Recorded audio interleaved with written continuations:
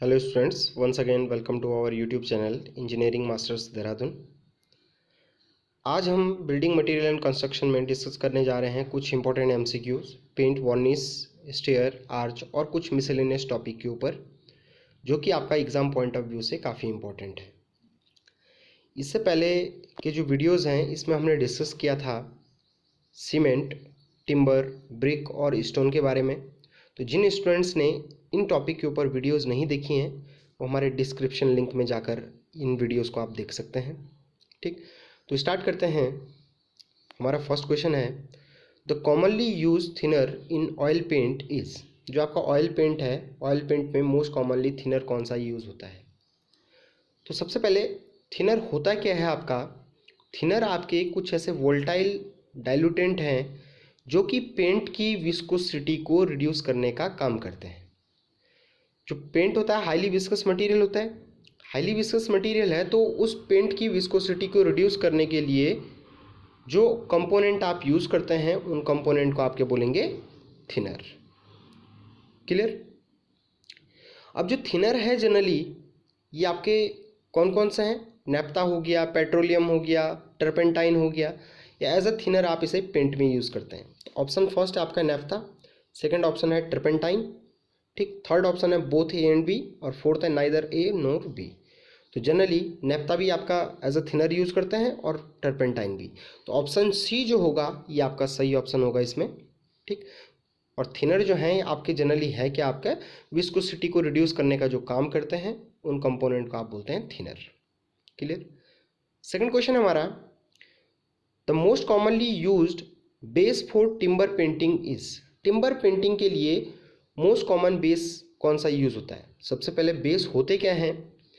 Base आपके paint में ऐसे कंपोनेंट जो कि पेंट की ड्यूरेबिलिटी और पेंटेड सरफेस के प्रोटेक्शन के लिए यूज़ किए जाते हैं, उन कंपोनेंट को आप क्या बोलते हैं?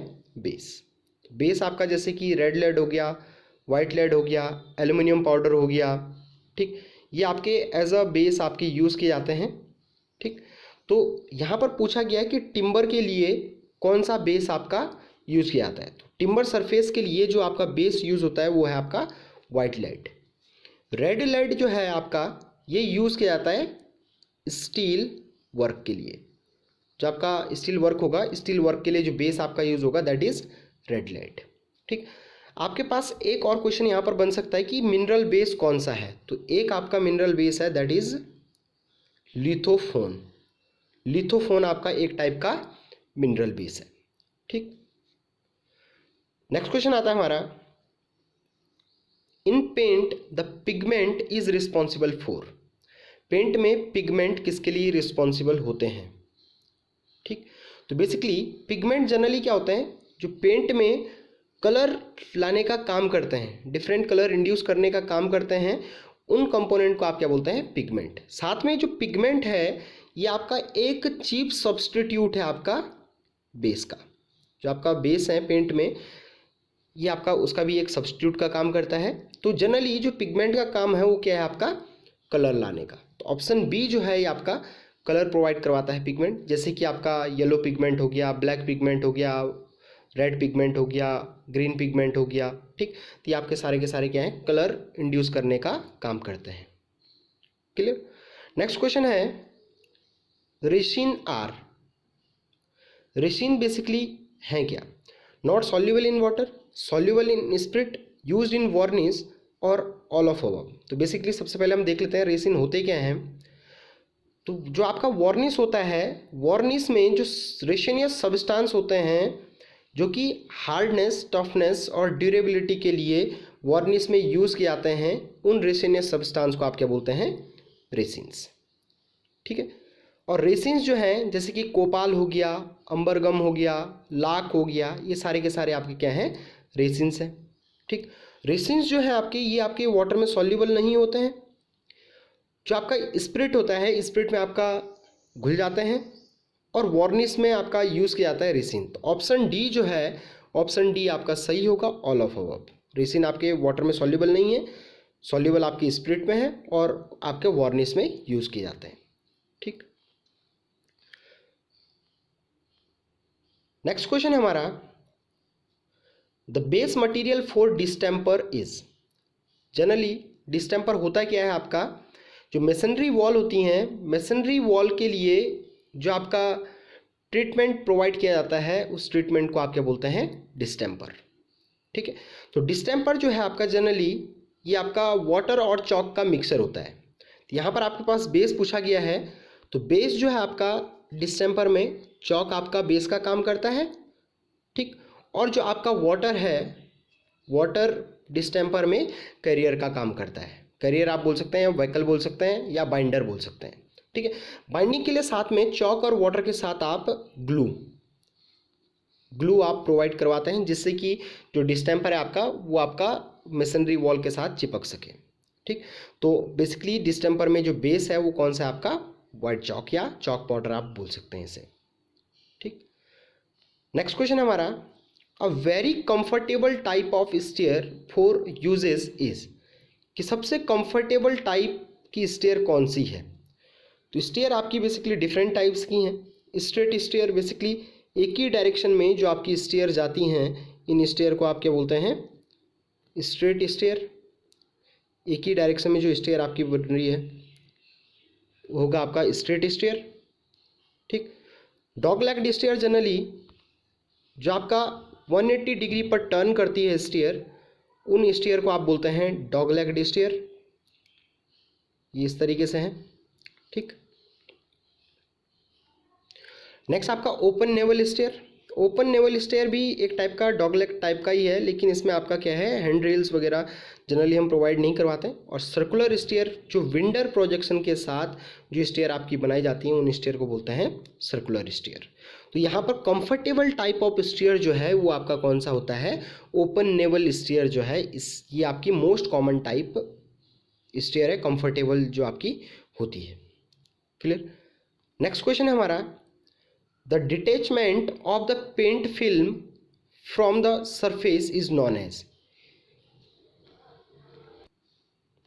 तो जनरली जो आपका डिटैचमेंट है मीन्स जो आपका पेंट है, पेंट का सरफेस से निकल जाना, उस प्रोसेस को आप क्या बोलते हैं। ठीक, तो उसे आप बोलेंगे चॉकिंग, क्रैकिंग, फ्लैकिंग या व्रिंकलिंग। तो अगर आपका जो पेंट है वो सरफेस से निकल जाता है तो उस प्रोसेस को आप क्या बोलते हैं, फ्लैकिंग। उस प्रोसेस को आप क्या बोलेंगे, फ्लैकिंग। ठीक है, व्रिंकलिंग जनरली क्या होता है कि जो अगर पेंट आपका सिकुड़ जा रहा है तो उस प्रोसेस को आप बोलते हैं व्रिंकलिंग। क्रैक्स तो जनरली आपके टेयरिंग डेवलप हो जाए। और चॉकिंग आपका जनरली अगर पेंटेड सरफेस के ऊपर आपका पाउडर्ड फॉर्म आपकी डेवलप हो जाए तो आपका क्या होगा, चॉकिंग। क्लियर। तो जो आपका detachment of paint film from the surface होता है उस प्रोसेस को आप क्या बोलेंगे, फ्लैकिंग। मीन्स सरफेस से पेंट का निकल जाना। नेक्स्ट क्वेश्चन है, how does dryer act as a catalyst. जो ड्रायर है, ड्रायर आपका ड्राइंग प्रॉपर्टी को एक्सेलरेट करने का काम करते हैं। ठीक है, तो ये आपका कैसे कैटालिस्ट के जैसे वर्क करता है। तो release oxygen, releasing water, absorbing oxygen या एब्जॉर्बिंग वाटर। तो जो ड्रायर है ये एटमॉस्फेयर से क्या करते हैं, आपका ऑक्सीजन को एब्जॉर्ब कर लेंगे। जब आपका एटमॉस्फेयर से ऑक्सीजन को एब्जॉर्ब करेंगे तो एब्जॉर्ब करने के बाद ये पेंट को हार्ड बनाने का काम कर देता है। तो जो ड्रायर है ये क्या करता है, ऑक्सीजन एब्जॉर्ब करता है और ऑक्सीजन एब्जॉर्ब करके जो पेंट है उसे हार्ड बना देता है, और उससे जो पेंट है उसमें आपका फ्लैकिंग आपकी डेवलप नहीं होती है। ठीक, तो ऑप्शन सी जो है आपका ये सही होगा इसके लिए। नेक्स्ट क्वेश्चन है, the horizontal platform between two flight of stair is known as. जब आपका हॉरिजॉन्टल प्लेटफॉर्म है दो फ्लाइट के बीच में, उसे आप क्या बोलते हैं। जनरली आपकी एक फ़्लाइट ये हो गई और एक फ़्लाइट आपकी ये हो गई, इस तरीके से ये बीच में आपका कोई पोर्शन है। ठीक, तो ये आपका जो हॉरिजॉन्टल पोर्शन होता है ये आपका दो फ्लाइट के बीच में, इस हॉरिजॉन्टल पोर्शन को आप क्या बोलते हैं, लैंडिंग, पिच, नोजिंग या राइज। तो जनरली जो पोर्शन होता है इस पोर्शन को बोलते हैं आप लैंडिंग। पिच जनरली क्या होता है, पिच होता है आपका जो स्टेयर है, स्टेयर कितने डिग्री पर आपका इंक्लाइंड है, इस चीज़ को आप क्या बोलेंगे, उसका पिच। नोजिंग जनरली क्या होता है, ये कोई आपका स्टेप है, ठीक है। इस स्टेप में जो आपका ट्रेड है, ट्रेड का जो प्रोजेक्शन आपका बाहर आ रखा होता है राइजर के, इसे आप क्या बोलेंगे, नोजिंग। और नेक्स्ट आपका है राइज। तो राइज जनरली क्या होता है आपका, ये आपके पास स्टेप है, स्टेप में जो ये वर्टिकल डिस्टेंस होती है, इस वर्टिकल डिस्टेंस को ही आप क्या बोलते हैं, राइज, ठीक है। तो ऑप्शन जो होगा इसका वो कौन सा होगा, आपका ए ऑप्शन, जो आपका दो प्लेटफॉर्म के बीच का जो हॉरिजॉन्टल प्लेटफॉर्म होता है दो फ्लाइट के बीच का, उसे आप क्या बोलते हैं, लैंडिंग। क्लियर। नेक्स्ट क्वेश्चन है, speed of an escalator is usually, escalator की जो स्पीड होती है यूजुअली कितनी होती है।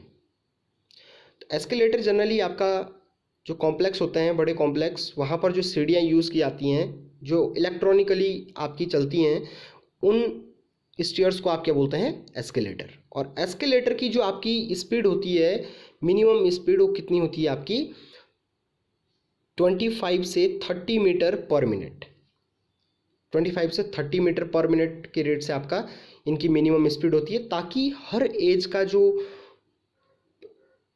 का जो इंसान है वो इजीली एक्सेस कर सके इन स्टेयर को, ठीक। तो ऑप्शन डी आपका इसके लिए सही होगा।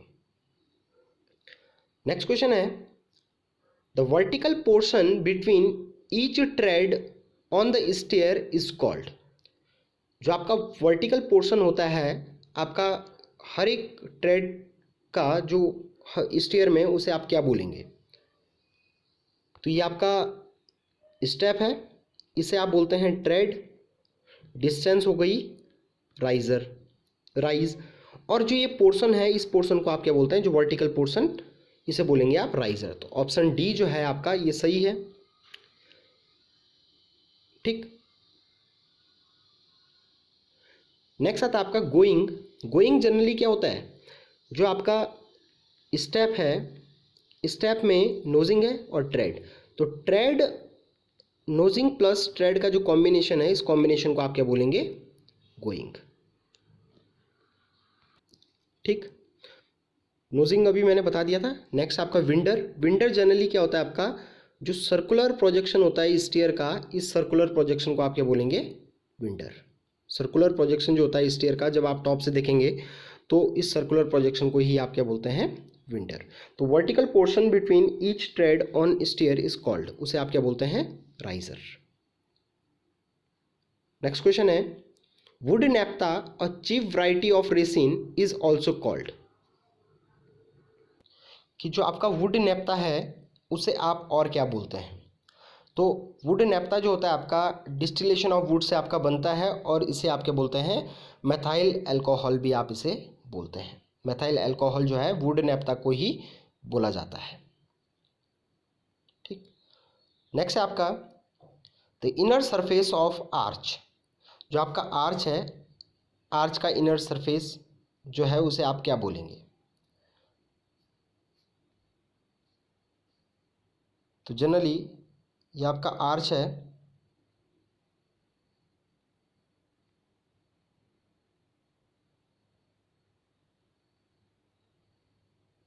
ये अबटमेंट और पाइल्स आपके बने हुए हैं, इस तरीके से आपका आर्च होता है, ठीक।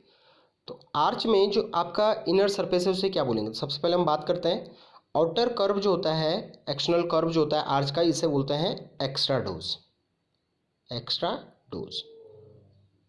इनर कर्व जो होता है इसे बोलते हैं इंट्राडोज।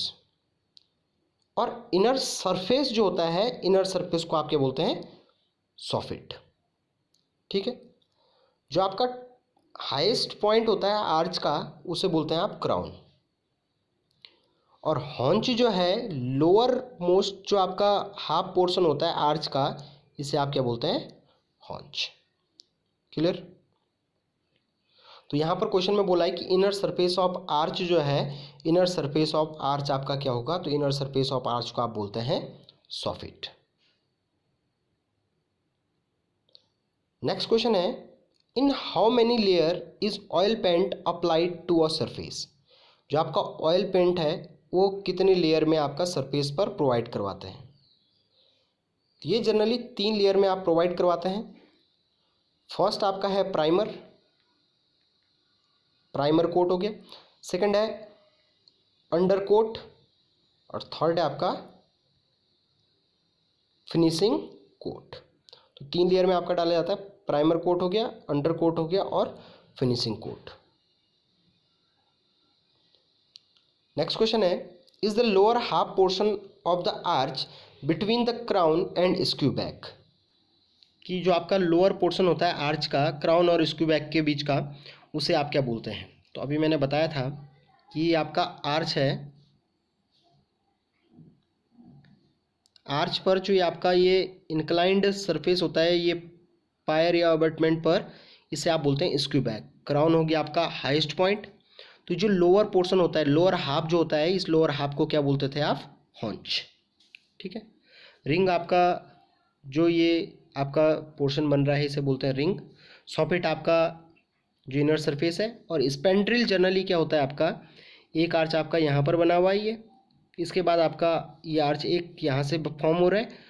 तो स्पेंड्रिल जो है ये जो आपका कर्व्ड ट्राइंगुलर पोर्शन होता है आपका दो आर्च के बीच का, जो कर्व्ड ट्राइंगुलर पोर्शन है उसे बोलते हैं आप स्पेंड्रिल। तो इसका आंसर है कि लोअर हाफ पोर्शन जो है क्राउन और स्क्यू बैक के बीच का, उसे आप क्या बोलेंगे, हॉन्च। ऑप्शन सी।